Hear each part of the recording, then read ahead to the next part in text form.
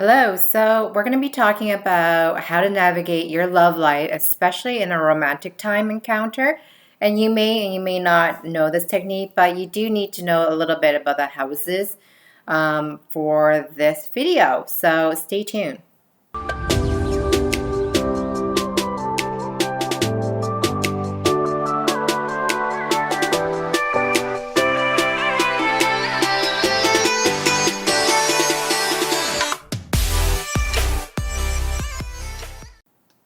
Hi, if you don't know who I am, I'm Sindy V King. I'm a creator of Calling My King. I help transform women to create lasting love through Vedic astrology, neuroscience, and transactional analysis so that she becomes the queen of love.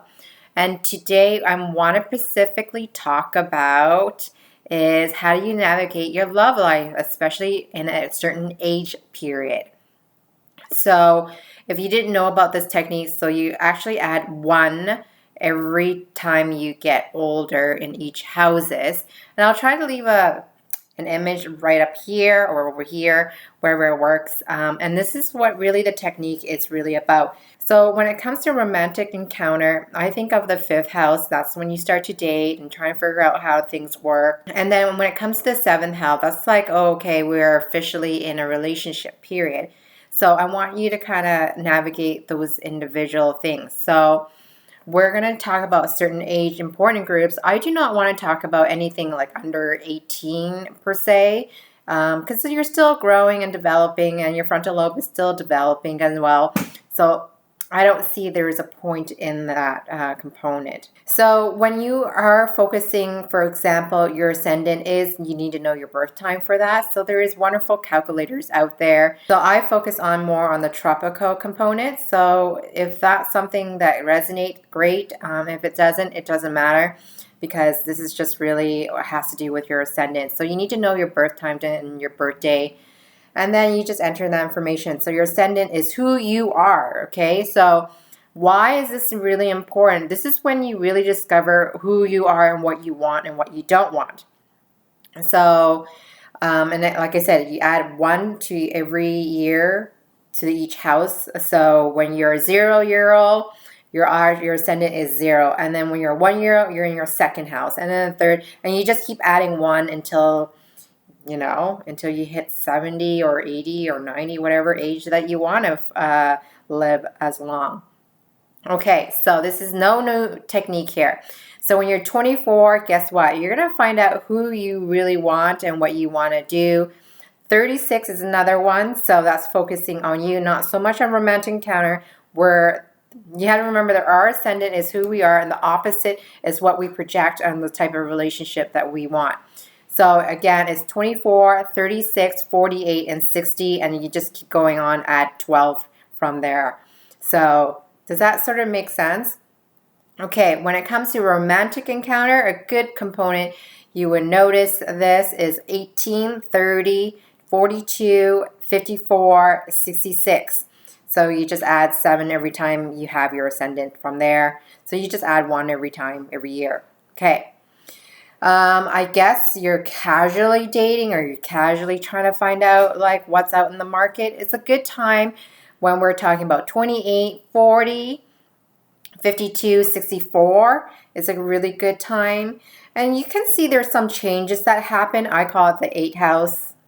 A lot of changes that happen. And it's also intimacy, sexual intimacy as well. So you would notice those first encounter could be 30, 32, 44, 56, and 68.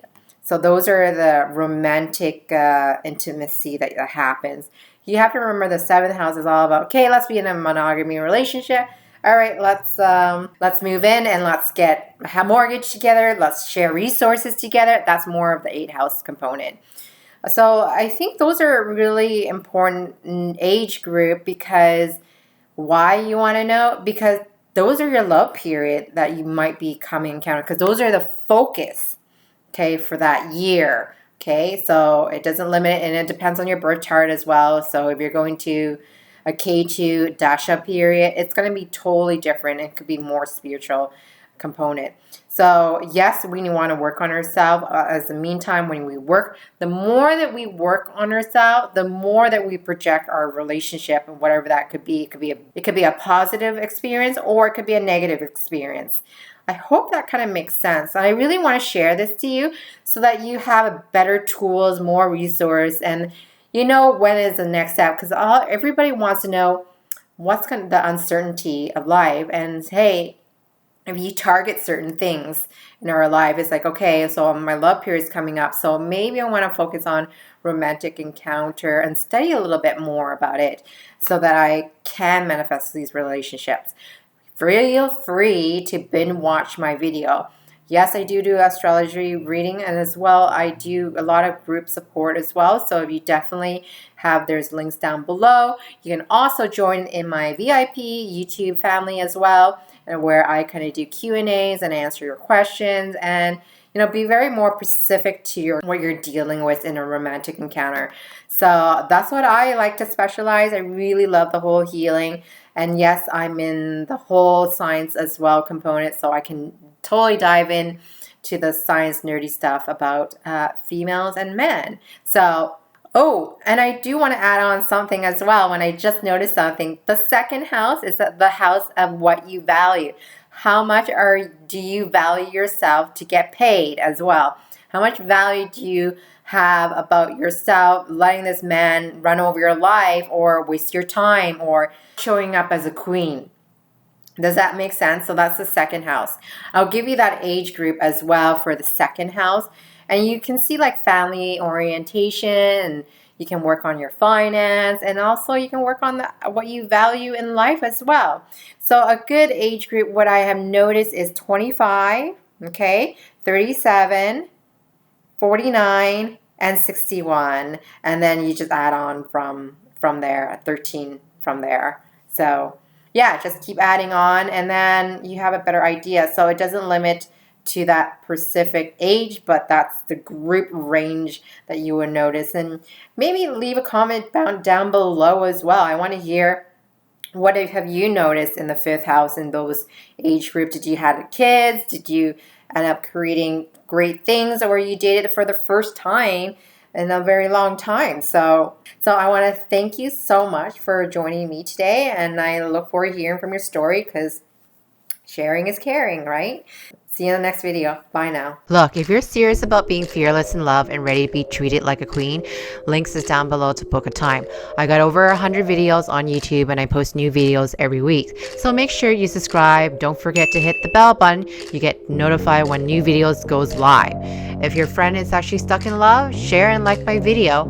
I do take requests on topics and answer your burning question about your relationship. So just leave a comment down below. Otherwise, see you in the next video.